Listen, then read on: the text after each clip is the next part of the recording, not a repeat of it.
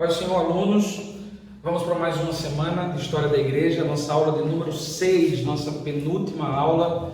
Eu quero que vocês amem a História da Igreja, se interessem por ela e pesquisem bastante sobre isso. Quero antecipar para vocês que nós estamos programando aí com os jovens da sede, possivelmente, um tema bem importante de História da Igreja, que é a Escola do Avivamento, a história dos grandes despertamentos ao longo da história da igreja, e a gente vai anunciar para vocês assim que se confirmar. É algo que a gente não vai conseguir, dentro do nosso roteiro de aulas, abordar detalhadamente, que é a história dos grandes avivamentos aí depois da reforma, tá bom? Então, nós estamos fazendo recortes da história, por isso que nós estamos caminhando nesse ritmo mais dinâmico, tá? E depois de mim vai vir a professora Núbia trazendo a história do pentecostalismo, a história do movimento pentecostal. Então, eu vou trabalhar o máximo para deixar vocês no ponto em que ela vai iniciar as suas aulas. Por isso que não podemos nos deter com algumas coisinhas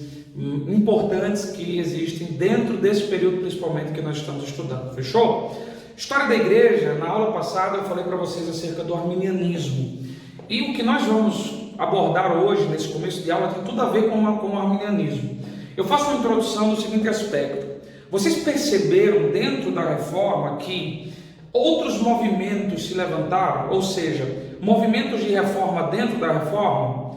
Por exemplo, no começo, quando falamos de Lutero, de Eurico Zwingli, quando a reforma começou a se movimentar, um grupo de crentes chamados de anabatistas, se lembra dos anabatistas? Se levantaram dizendo: a reforma, maravilha, ela começou, ela deu start em uma coisa, mas a reforma precisa continuar. Os anabatistas foram duramente perseguidos porque eles criticavam principalmente o diálogo entre os reformadores e a política da sua época. E os anabatistas se levantaram também questionando algumas situações, como por exemplo o pedobatismo ou o batismo de crianças e outras situações mais com as quais eles discordavam. Uma reforma dentro da reforma.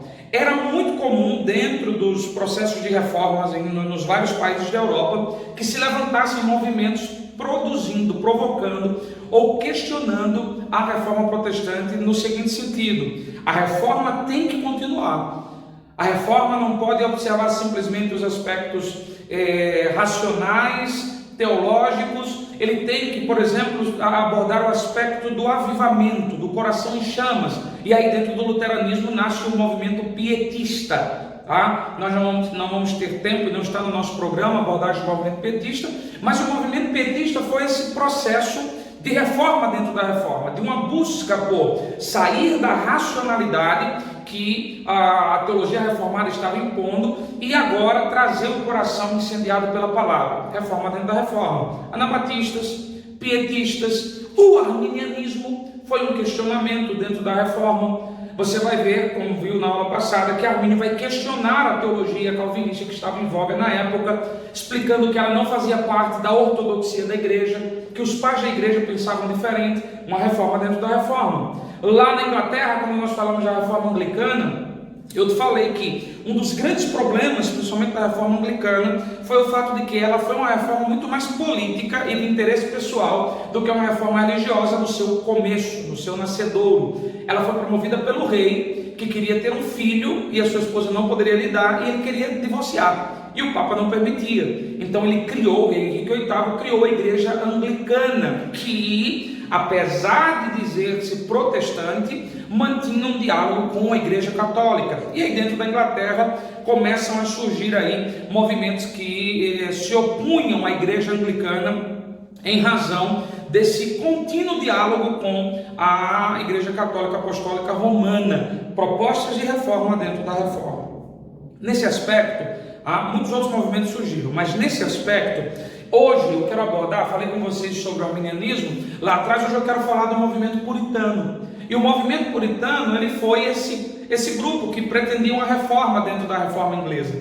Esse grupo que se opunha ao modelo que a reforma inglesa adotou para si. Então, os puritanos, e o nome já está dizendo tudo, né? Aqueles que buscam a pureza, aqueles que prezam pela pureza, eles foram um grupo mais radical dentro da igreja anglicana, formada por ministros ingleses esse movimento ali na Inglaterra depois se expandiu também para a Escócia. Então é muito comum, quando você lê a história dos puritanos, que você orbite entre a Inglaterra e a Escócia, tá? É muito comum que você tenha aí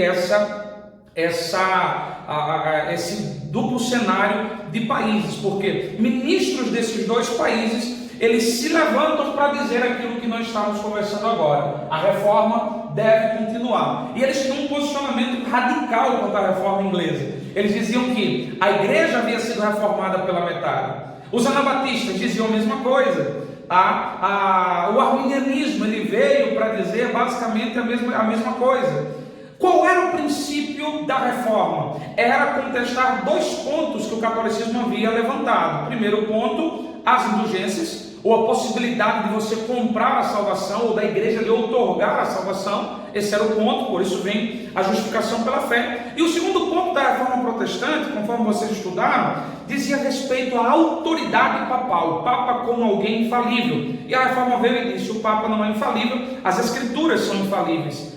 Só que as reformas permaneceram basicamente nesses dois pontos. É tanto que, geralmente, as igrejas ditas reformadas e calvinistas, elas enfatizam muito mais a questão da graça salvadora, da soberania de Deus na salvação, do que qualquer outro tema, como, por exemplo, o Espírito Santo. Os calvinistas não creem na manifestação dos dons do Espírito Santo nesse tempo.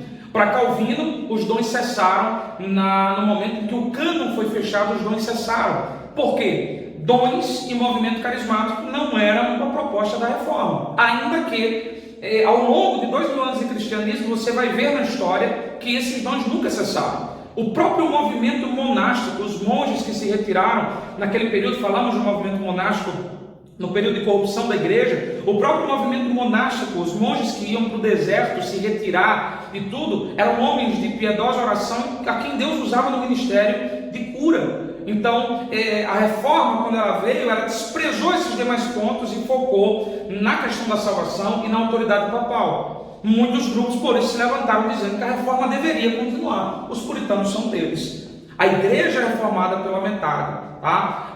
Ainda que os puritanos eles vão ter um forte viés calvinista, porque desde Genebra e pela questão das universidades, do prestígio que Calvino teve com o governo de Genebra e a possibilidade de estabelecer um governo calvinista, o calvinismo ganhou espaço pela produção literária. Calvino escreveu muito mais do que qualquer outro reformador. O calvinismo se espalhou e influenciava os puritanos, mas os puritanos dentro da Inglaterra entendiam que a igreja anglicana precisava continuar se reformando. E eles adotaram algumas características que eram rigorosas. Tá? Uma disciplina de vida separada, uma vida cristã separada dos demais. Era quase uma ideia farisaica, no sentido de os fariseus não podiam tocar outras pessoas para não serem considerados imundos. Os puritanos, não nessa mesma intensidade, tinham a ideia de uma vida separada e se baseavam em alguns pontos para a sua teologia. Primeiro, buscavam purificar a igreja dos vestígios do catolicismo. Esse é um primeiro ponto. Tá? Aí você tem que lembrar da reforma anglicana. A reforma anglicana aconteceu por questões políticas e a igreja anglicana continuou dialogando com a igreja católica. Até hoje, algumas igrejas anglicanas ainda adotam as mesmas roupas clericais, ainda adotam o mesmo sistema de hierarquia. Os puritanos vieram dizendo: temos que limpar a igreja anglicana dos vestígios do catolicismo apostólico romano. Então, eles não aceitavam nenhum ponto de diálogo com o catolicismo romano, não simplesmente com a questão teológica, mas também, por exemplo, com o modelo episcopal, inclusive as vestes clericais, a ideia de arcebispo, bispos, clérigos, com toda aquela estrutura de roupas clericais, como o catolicismo ainda hoje mantém, os puritanos rejeitavam de forma veemente. E outra coisa que eles queriam é que essa reforma que aconteceu na igreja alcançasse também a sociedade. Por quê? Você vai ver que sempre que você lê a reforma, você não pode olhar a reforma com olhos muito apaixonados, porque você vai deixar de ver as falhas, os erros ou a incompletude da reforma. A reforma política, um dos seus legados, e qualquer historiador vai dizer isso, é a separação entre igreja e Estado. Verdade. Até o final da Idade Média, início da Idade Moderna, lá com Martinho Lutero, a igreja e o Estado estavam misturados. O Estado havia entrado na igreja, Mas eu tenho uma crítica pessoal, tá? Eu vou fazer uma crítica pessoal, inclusive irresponsável na aula de história, mas é uma crítica pessoal minha. Se na Idade Média o Estado entrou na igreja, depois da Reforma, a igreja entrou no Estado. A influência que Calvino teve em Genebra, a igreja influenciando o Estado. A influência do calvinismo na Holanda, a ponto dos seus príncipes mandarem executar arminianos, a igreja influenciando o Estado. Na reforma anglicana não era diferente. Quem promoveu a reforma inglesa? O rei Henrique VIII. Então a igreja anglicana ela se separa da igreja católica, mas ela está totalmente imiscuída no Estado. Por isso que os puritanos tinham ideia, o Estado era protestante. Naquela época você nascia protestante. E os puritanos queriam que essa reforma fosse para a rua, que a sociedade também vivesse esse mesmo processo de reforma. Então os puritanos eram mais radicais, eram muito mais radicais. Tá? Nesse tempo nós não temos missões, nós não temos ideia de pregações ao ar livre, nós não temos esse propósito missionário da igreja. O povo teria que vir para a igreja para ouvir a palavra. Então havia muita gente que não estava alcançada pela mensagem da pregação, e eram protestantes nominais. Os puritanos queriam uma reforma na sociedade, no sistema político, nos sistemas sociais e tudo mais, ali na Inglaterra. Tá? Teologicamente, a sua pregação era algo que eles buscavam extrair diretamente da palavra de Deus, tá? Extrair a mensagem diretamente da Bíblia. Por que eu destaco isso? Porque o catolicismo prezava pela tradição. A tradição católica ela estava acima da Bíblia, como ainda hoje está. O catolicismo, dentro da sua teologia, entende que a igreja é maior do que a Bíblia. Por isso ela pode alterar e dar a interpretação da Bíblia. Os puritanos fogem da tradição e querem a interpretação diretamente da Bíblia, uma devoção e veneração ao Deus Trino exclusivamente, porque nós já temos a questão da veneração a determinados santos nesse período, ou seja, a Igreja Católica Apostólica Romana ela já vinha com determinados comportamentos que ainda hoje se expandem, que são os comportamentos de veneração, a idolatria que está dentro dela. Então os puritanos diziam que a igreja anglicana não podia seguir essa linha com relação a Maria, com relação aos apóstolos. A veneração, a devoção seria exclusivamente a Deus, e como eu disse para vocês, o puritanismo é profundamente influenciado pelo calvinismo. Então, quando você estuda a teologia puritana, a base da teologia puritana era calvinista. Quando nós estudamos a reforma anglicana, eu disse para vocês que o calvinismo ele influenciou profundamente aqueles que começaram a clamar por uma reforma ali na Inglaterra. Então, os puritanos têm essa influência calvinista. Eles têm a base calvinista e desenvolvem aí ideias dentro dessa base. Dois principais teólogos, eu destaco para vocês. O primeiro teólogo é John Knox. Na época ele foi perseguido. Lembre-se que a igreja anglicana perseguiu aqueles que discordavam dela. Tá? A igreja anglicana perseguiu aqueles que discordavam dela, já que era uma igreja estatal, era uma igreja que tinha um poder político. John Knox foi bastante perseguido nesse período, foi inclusive condenado a remar a escravidão como remador. E John Knox é um grande escritor da história da igreja. Tá? Existe um livro chamado Livro dos Mártires e John Knox é o seu escritor. É um livro bem interessante sobre os que foram martirizados na Inquisição, perseguição. John Knox vai tratar disso aí. E para mim o mais importante teólogo do puritanismo é o escritor John Owen. Ele é um dos principais, ou o principal, para mim é o principal. Quando eu lembro teologia puritana, eu lembro de John Owen. Ele escreveu, produziu bastantes obras muito voltadas àquela temática calvinista sobre o pessimismo com o homem, né? O pecado, a questão da depravação total, a questão da busca de uma santidade extrema. Então John Owen foi esse teólogo puritano que trabalhou esses temas, desenvolveu esses temas dentro do puritanismo. Então o puritanismo ele vem e ele começa como esse movimento de reforma dentro da reforma, com essas características, e ele avança, ele cresce, ele ganha espaço ali na Inglaterra, e nesse crescimento eles vão desenvolver influência política, eles vão desenvolver uma influência política muito grande a ponto de provocar uma guerra civil. Então o crescimento do puritanismo e a sua influência política naquela época vai desenrolar, vai gerar uma guerra civil dentro da Inglaterra, e essa guerra civil era obviamente sobre protestante contra protestante. Obviamente essa guerra civil interna eram protestantes contra protestantes. Eu disse para vocês lá atrás que os puritanos queriam uma reforma que alcançasse a sociedade, e essa reforma ela vai ser buscada por eles. Eu disse para vocês que depois da reforma protestante, o Estado sai da igreja, mas a igreja entra em muitos estados, e aqui está um exemplo. Os puritanos chegam inclusive a assumir o poder por um breve período de tempo. Depois a monarquia ele retoma o poder, mas a influência puritana se manteve na política da Inglaterra. Essa é uma influência fortíssima, fortíssima. E naquela época, dentro desse contexto de crise, foi-se convocada uma assembleia para discutir essa situação. Como eu posso dizer, essas questões relativas a essas inquietudes teológicas, qual a posição que o Estado deve assumir, quem está com a razão. Convoca-se então a Assembleia de Westminster. Talvez esse nome para muitos de vocês já faça sentido, Westminster. Por quê? Eu vou te dizer daqui a pouco. Essa Assembleia foi instaurada pelo Parlamento inglês em 1643. É o Estado convocando para discutir a religião. É o Estado sendo ativo para normatizar, regulamentar as questões religiosas. O objetivo era discutir e deliberar sobre o estabelecimento de um governo e liturgia da igreja.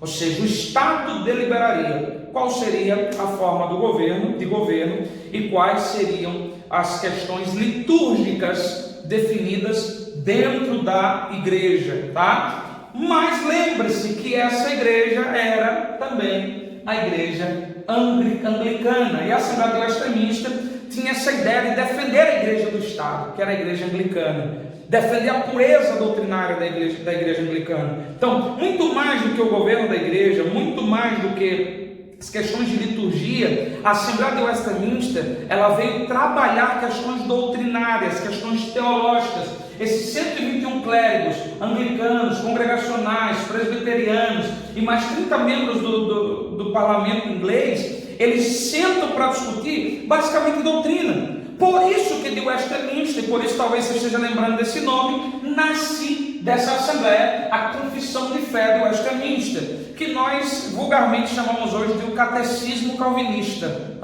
As igrejas, principalmente a presbiteriana, ela adota 100% da posição, se bem que a presbiteriana ela se dividiu muito, mas a presbiteriana ela adota 100% da posição do catecismo de Westminster, da confissão de fé. Daquelas reuniões, em 1646, se conclui uma confissão de fé, que foi a última confissão de fé reformada a ser escrita. O último documento constando aí em que nós cremos e como nós cremos. Essa é a confissão de fé de Westminster. Já é espanhol, ainda o campo missionário gritando dentro de mim. Essa confissão de fé de Westminster regeu a igreja da Inglaterra por um curto período de tempo. Lembre-se que a igreja anglicana ela tinha um problema enorme com as questões da política dos seus monarcas, e ela foi adotada pelos presbiterianos britânicos, escoceses e americanos e por alguns grupos congregacionais e batistas. A Confissão de Fé de Westminster é interessante. Eu não recomendo a leitura a menos que você tenha condições de entender algumas coisas, mas ela é baseada na teologia calvinista da soberania absoluta de Deus. Mas soberania absoluta em que sentido? Deus é absolutamente soberano, mas na soberania absoluta baseada nos decretos divinos, naquilo que Deus decretou e predestinou lá atrás. A Confissão de Westminster ela vai chegar a declarar, inclusive, que dentro desse aspecto de que Deus decretou tudo, Ele decretou também os pecados dos homens e o decretou para a sua glória. Então, existem vários pontos da Confissão de Fé de Westminster, que não é o nosso tema aqui, eu estou mencionando, mas só porque se alguém tiver curiosidade de ler, pode ser que você se assuste, lendo a Confissão de Fé de Westminster. Existem vários pontos que são assustadores dentro da Confissão de Fé de Westminster, que é por isso chamado de catecismo calvinista, porque ela sintetizou as ideias de Calvino e agregou algumas coisas mais. As mesmas ideias de expiação limitada, ou seja, Jesus não morreu por todos, a Confissão de Westminster, ela trouxe como premissa doutrinária da igreja anglicana. Graça irresistível, os predestinados eles vão ser alcançados e não podem resistir à graça, também. A mesma ideia de de eleição incondicional, está na Confissão de Westminster. Depravação total do homem, também está na Confissão de Fé de Westminster.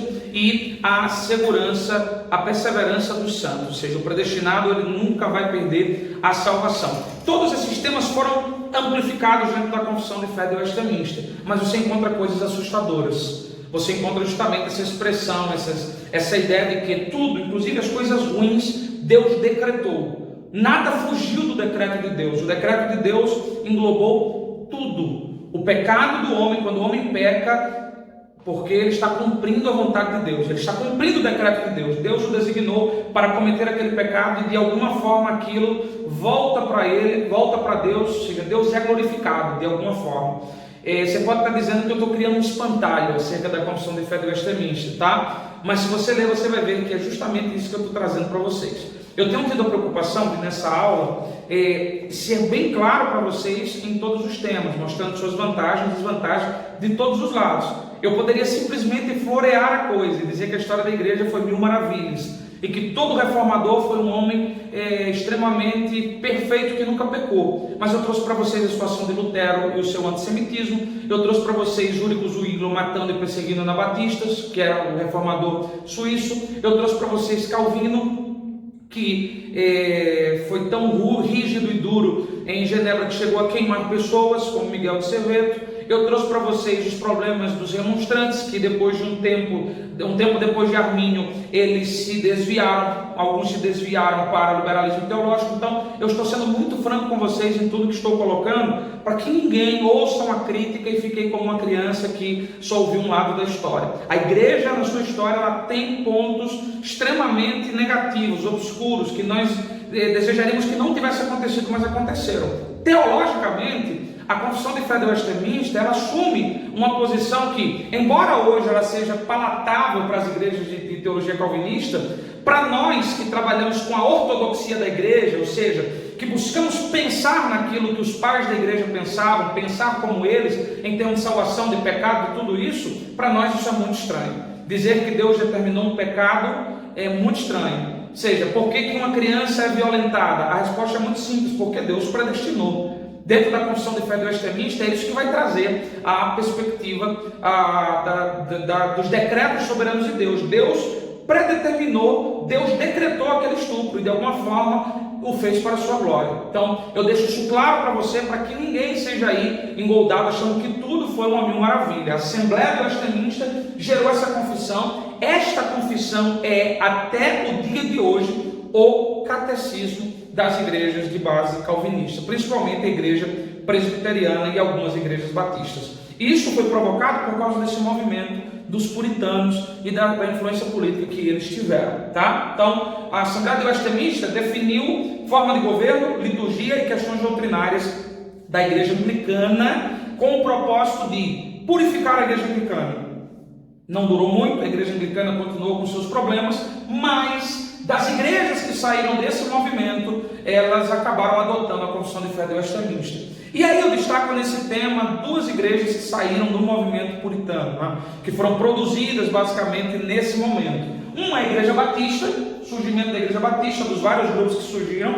A Igreja Batista é uma das mais conhecidas no mundo, ela surge nesse período, principalmente o período de perseguição, dentro do processo de reforma anglicana, de perseguição, de vai e vem, a Igreja Batista surge, tá? E ela surge não necessariamente do movimento puritano, mas surge desse movimento que está se opondo ao estilo de reforma inglesa. Os batistas se dividem aí nesse período então em dois grupos: batistas gerais, eles nascem na Holanda em 1612, ou seja, o inglês foge para a Holanda, tá? Em razão das perseguições, e funda aí os batistas gerais, a igreja dos batistas, chamada batistas gerais, porque depois outros grupos batistas surgiram. Esses batistas gerais surgiram na Holanda, foram os primeiros, eram arminianos, e depois esse grupo migrou para a Inglaterra. Por isso que você, olhando a Igreja Batista hoje, você vai ver que ela é bastante democrática enquanto a questões de confissão, tá? A presbiteriana faz uma defesa incondicional do calvinismo. A batista, ela tem um credo um pouco mais flexível. Porque quando ela nasceu, por exemplo, os primeiros batistas eram arminianos, nasceram na Inglaterra, foram inclusive ali que cresceram nos seus primeiros momentos, e depois nasceram na Holanda, perdão, e cresceram no seu primeiro momento e depois foram migrando para a Inglaterra. Dentro do processo de puritanismo surge um outro grupo batista em Londres, chamado de batistas particulares. Eles saíram da igreja congregacional, que já existia em Londres, e eram estritamente calvinistas. Aí já temos uma influência muito forte do movimento puritano no surgimento dos batistas particulares. Então, a igreja batista que nós conhecemos hoje, ela nasce dentro desse contexto de reforma protestante, de reforma dentro da reforma, de reforma anglicana, de movimento puritano, primeiramente na Holanda, como arminianos, depois em Londres, na Inglaterra, como calvinistas, saindo aí da igreja congregacional. Essa é basicamente a origem da igreja batista, de forma bem simplificada. Um outro grupo que surge nesse período é o grupo dos presbiterianos. E os presbiterianos, basicamente, eles nascem na Escócia, 1560, antes dos batistas, e eles surgem com esse nome de presbiterianos, justamente porque eles vão questionar o modelo de monoepiscopado da igreja. O que é monoepiscopado? Um bispo governando a igreja. Um bispo, um líder governando a congregação. Eles vão questionar, eles vão olhar para o livro de Atos, principalmente no começo da história da igreja, e vão pensar o seguinte: o modelo de Atos dos Apóstolos é uma igreja presbiteriana, ou seja, uma igreja governada por um grupo de presbíteros. É o que acontece em Atos dos Apóstolos? De certa forma, sim. No começo da igreja você vai encontrar um colegiado dirigindo a igreja, tá? Até o capítulo 15 de Atos você basicamente não tem o vislumbre de um líder. Nós falamos muito de Pedro porque nos escritos lucanos, Lucas destaca algumas figuras. A Bíblia é uma narrativa econômica, ela não dá detalhes.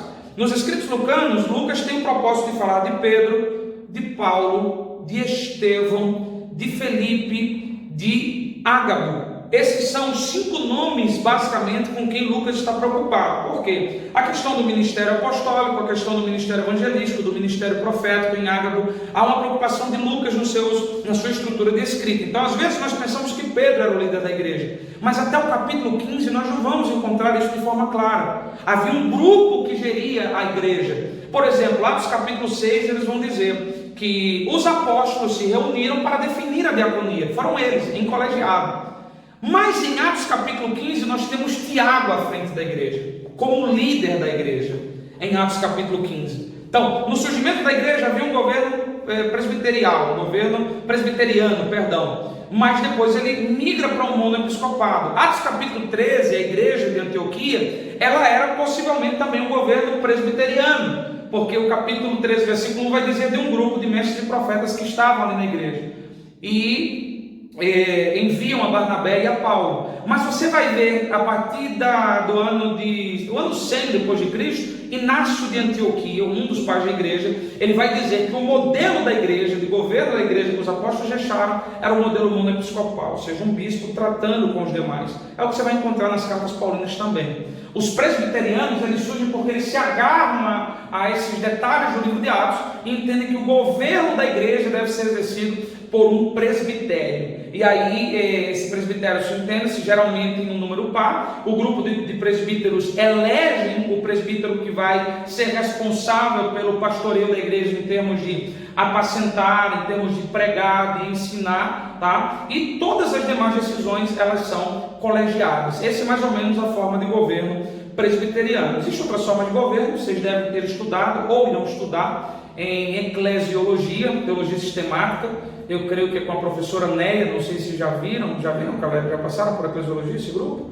Não sei se vocês já passaram ou não, ou se vão passar ainda, mas vocês vão ver lá, a forma de governo da igreja. Existe o modelo episcopal, que é o pastor, um líder governando a igreja, o modelo presbiteriano, que é o que surge aqui, um grupo de presbítero, e existe o modelo congregacional. A congregação, ela decide por meio de votação, tá? Qual o melhor modelo? Depende da cultura. Para os presbiterianos, o presbitério. Por isso, eles nascem aqui dentro dessa perspectiva. Eu fiz esse detalhamento para que vocês entendam a origem do termo presbiteriano, porque que eles pensaram dessa forma, e até para entrar um pouquinho na ideia de formas de governo da igreja. Então, tá? Porque é um tema importante para que você compreenda. Então, presbiteriana, dentro desse processo de reforma anglicana, o grupo dos presbiterianos vão nascer. E aí nós temos já congregacionais, temos presbiterianos, temos batistas, já temos grupos chamados de puritanos, e uma curiosidade surge dentro desse movimento. Qual é a curiosidade? O uso da palavra denominação. É nesse período que a palavra denominação passa a ser utilizada para significar determinado grupo de crentes congregados em torno de um nome. Por exemplo, batista, uma denominação; presbiterianos, outra denominação; congregacionais, outra denominação. Então, o termo denominação foi usado para designar um corpo particular de cristãos, ou seja, a igreja é uma só em todos os tempos e em todos os lugares, mas ela possui de forma visível denominações: batista, assembleia, presbiteriana, congregação. Essas denominações são esses grupos menores que se reúnem e se agregam por questões doutrinárias, por questões confessionais, por questões de costume, por questões de território. Então aí surge a indicação de denominação para falar dessa parte da igreja, desse grupo da igreja em determinado lugar e com determinadas características. Entendido? Esse foi o processo da reforma anglicana, esse foi o movimento puritano. Eu precisava falar dele para você entender a origem dos batistas e presbiterianos e um pouco mais da reforma. Eu vou voltar um pouquinho no tempo para falar com vocês acerca da expansão, porque até agora, no processo de reforma e também no processo da história da igreja, nós estamos baseados aí na Europa. Estamos falando de Império Romano, depois passamos para a Alemanha, depois passamos por Genebra, passamos pela Suíça, falamos de Inglaterra, falamos de Escócia, falamos de Holanda e o resto do mundo.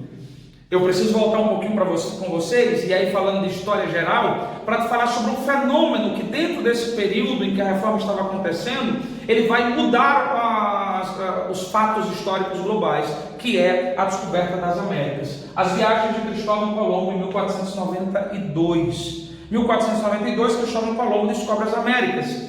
E o que está acontecendo? Na Europa, o processo de reforma está a todo vapor. A Igreja Católica perdendo espaços, perdendo membros. Então a Igreja Católica, ela começa, dentro desse processo de descobrimento do novo mundo, ela começa a entender e encontrar um caminho pelo qual aumentar o seu poder, aumentar o seu contingente. E aí a Igreja Católica entra num processo de contra-reforma. O que é a contra-reforma católica? A contra-reforma católica é a reação da Igreja Católica à reforma protestante. Nessa reação, ela corrigiu alguns desvios de conduta, ela reconheceu algumas situações que os reformadores pontuaram, ela manteve na sua grande maioria a base das suas tradições e ela investiu primeiramente na obra missionária. A Igreja Católica Apostólica Romana, antes dos protestantes, foi quem investiu na obra missionária, principalmente nesse ramo dos descobrimentos. E se explica por quê. A América do Sul, a América Central são aí extremamente católicas. Extremamente católicas. O Brasil está saindo dessa vibe católica há pouco tempo, mas ainda somos uma nação predominantemente católica em muitos aspectos. O Peru ainda tem o catolicismo basicamente como religião oficial do Estado. O Estado banca o catolicismo, e outros países mais. México, na América Central, outros países menores. Por quê? Nesse processo de descobrimento das Américas vem a Igreja Católica, tá? Vem a Igreja Católica, principalmente na região Central e Sul, como eu disse para vocês. E os protestantes estavam aí focados na Europa. Não tinha visão missionária. Essa é uma verdade que a gente precisa admitir. A Igreja da Reforma, ela não tem visão missionária. Ela não tem. Essa visão missionária, ela vai surgir depois, principalmente nos grandes despertamentos, nos grandes avivamentos. Mas naquela época, eles não tinham visão missionária. Eles estavam se estabelecendo aí na Europa e a cabeça deles estava ali e pronto. Existe uma série de fatores que explica isso e que nós não vamos detalhar, porque o tempo não nos permite, tá? Mas a igreja protestante, ela ficou retida na Europa por um bom tempo, enquanto o catolicismo avançou para as Américas Central e América do Sul. E aí, nas Américas, os católicos encontram predominantemente grupos indígenas. E dentre eles, duas grandes civilizações, a civilização dos Incas e dos Astecas. Fora as inúmeras tribos, inclusive no Brasil, que não estão aí mencionadas como grandes civilizações, mas que eram tribos que predominavam. os tupis guaranis no Brasil e outras tribos mais que estavam aí já estabelecidas. A Igreja Católica vem com tudo para catequizar esses índios. E nesse processo de catequese, o que a Igreja Católica faz? Ela envia centenas de missionários da Europa para o Novo Mundo, para catequizar os índios. Era, na verdade, uma imposição da religião. Porque caso os índios não aceitassem a fé católica e o batismo católico, eles simplesmente morreriam ou eram escravizados. E aí muitos índios foram escravizados. Quando você estuda História Geral, você vai ver isso. Existem 2 livros de História Geral, eu estou lembrando aqui, foram os livros que eu estudei no ensino médio, 2 grandes autores, Cláudio Vicentino e Gilberto Coutrin. Gostava muito da forma como eles abordavam a história, principalmente nesse ponto. Então, quando você lê a História Geral, você vai ver que havia uma imposição da religião católica. O que é que faziam os católicos? Pregavam em latim para os índios que falavam outro idioma e depois batizavam esses índios porque eles aceitaram a fé católica. Olha que situação.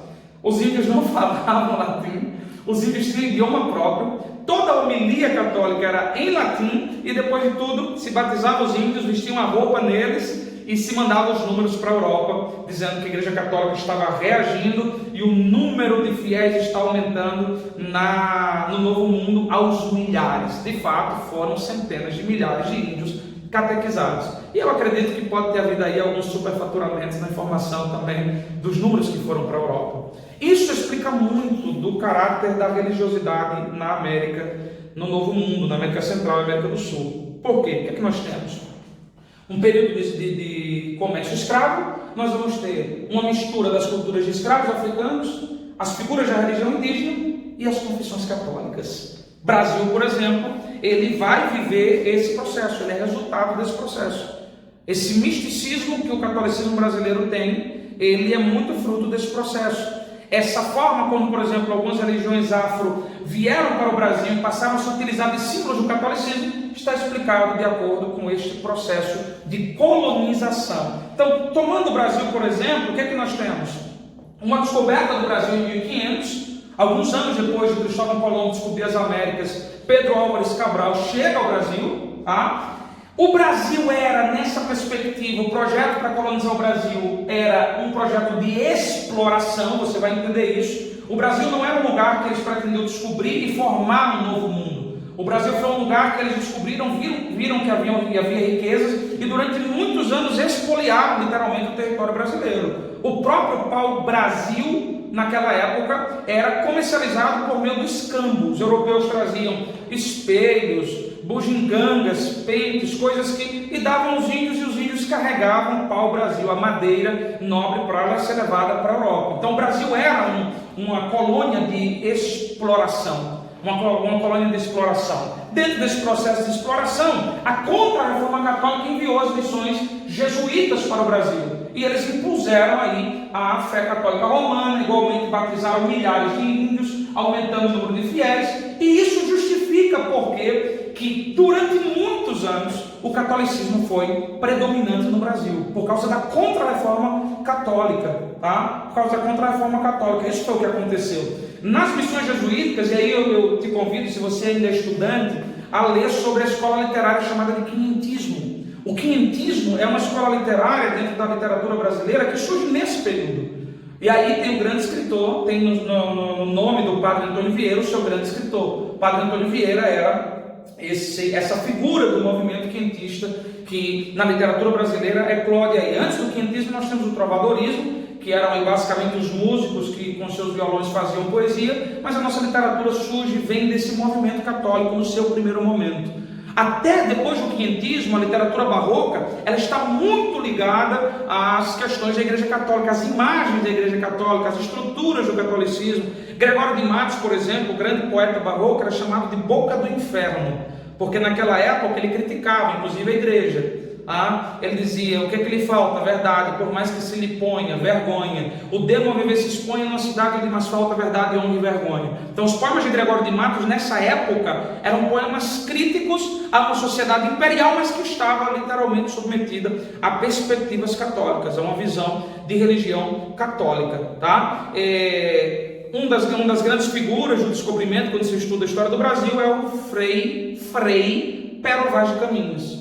E aí você vai ver que, pelo título que o cara tem, a Igreja Católica ela participou nas missões jesuíticas, ou seja, a Companhia de Jesus, que vinham para trazer essa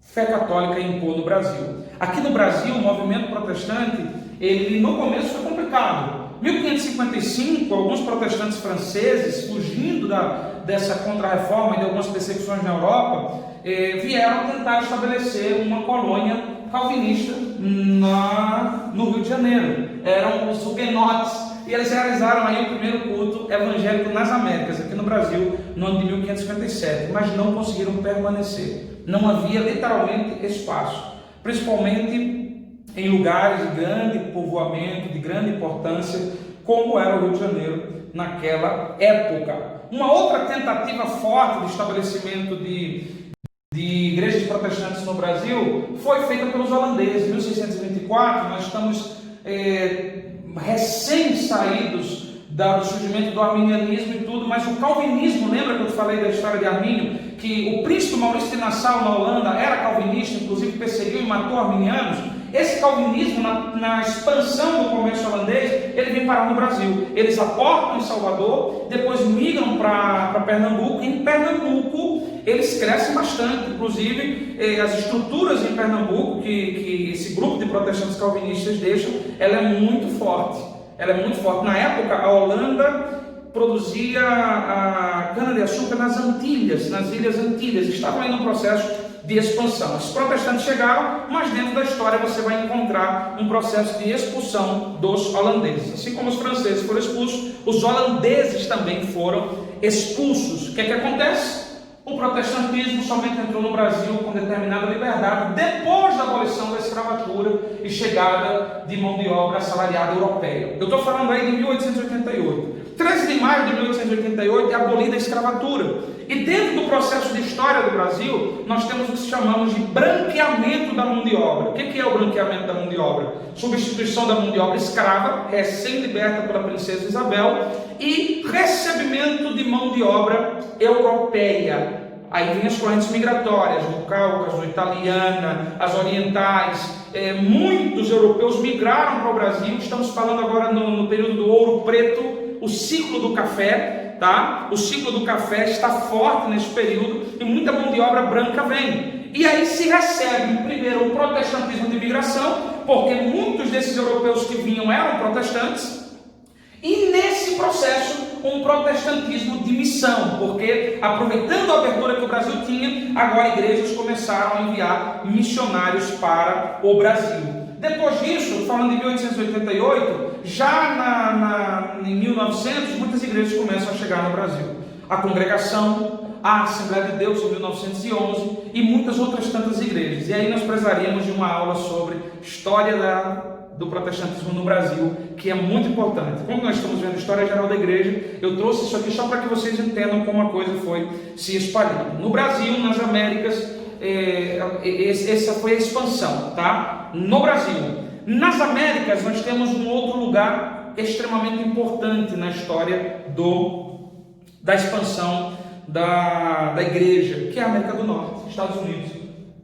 Nos Estados Unidos, colonizado pela Inglaterra, nós temos uma outra perspectiva. Os Estados Unidos foram, antes de ser Estados Unidos, uma colônia de povoamento, ou seja, a Inglaterra não enviou para a região que hoje é os Estados Unidos um grupo para explorar e tirar suas riquezas. Eles enviaram grupos para povoar, para literalmente criar um novo mundo. E o que acontece? Em razão dos conflitos puritanos, por isso eu tive que falar de puritanismo, muitos grupos de protestantes vieram para a América do Norte. Muitos crentes vieram para a América do Norte. Lembre-se de uma coisa: na Europa protestante, você já nascia protestante, você já nascia crente, tá? Ou seja, ser crente era a sua religião de nascimento. E isso era muito comum, muito comum. Isso vai ter efeitos, inclusive nos esfriamentos espirituais, porque era como uma pessoa que nasce numa família católica, que diz: eu sou católico porque é a religião dos meus pais. Naquela época houve um esfriamento e isso começa a acontecer. O cara está frio na fé porque ele nasceu crente, ele cresceu crente e ele se tornou um crente nominal. Muitos crentes vieram para a América do Norte, porque nos colonizadores, na grande maioria, a Inglaterra tinha pregado a sua reforma, a reforma gerou a igreja anglicana, dentro da igreja anglicana as divisões que geraram a congregacional, a batista, a presbiteriana. Essa turma viaja para os Estados Unidos, e aí nós temos uma característica: nos Estados Unidos a maioria dos seus colonizadores eram protestantes. Diferente de Pedro Álvares Cabral, católico, diferente de Cristóvão Colombo, católico, diferente daqueles que viajaram para a América Central e América do Sul, as colonizações espanholas e portuguesas, dos países ibéricos ali. A colonização pelos países ibéricos era católica, a colonização pelos demais países, pela Inglaterra, era uma colonização protestante. Qual era a perspectiva da América do Norte? E aí você vai entender um pouco do que é os Estados Unidos. Os crentes vieram para os Estados Unidos, os protestantes, pensando em um novo céu e uma nova terra.